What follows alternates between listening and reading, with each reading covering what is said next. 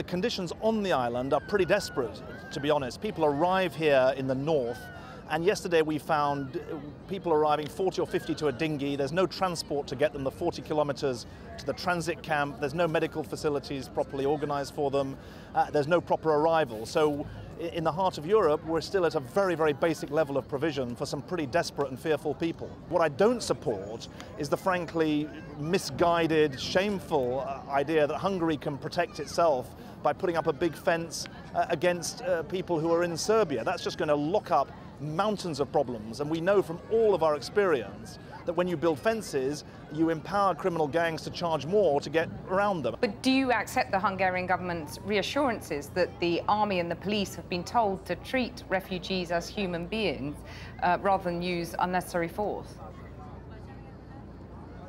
Well, obviously, we all saw the pictures at the end of last week of unspeakable treatment. I've heard today of refugees in Hungary effectively being penned in, with food being thrown into these pens.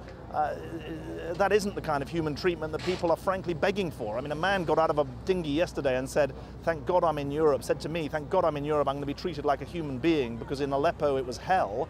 And they do need to be treated like human beings. You're doing this interview on a day when Jeremy Corbyn is putting his shadow cabinet together, some pretty controversial appointments. It's a pretty controversial day for the party of which I believe you're still a member. Just really wanting your thoughts on that, and also, you know, the fact that you backed a candidate who came a dismal fourth. Can you still be a member of a party from which you're obviously so alienated? Well, I'm a lifelong member of the Labour Party, but today is not a day for me to be talking about the Labour Party. And frankly, if you could see the scenes and listen to the stories that I've heard over the last 36 hours, I think you would be moved to not just words, but to action. And the fact that within Europe today you have tens of thousands of people who have fled agony and are now finding inhumanity is something that demands all of our attention, and certainly has my full attention. David Miliband, thank you very much for joining me. Thank you very much.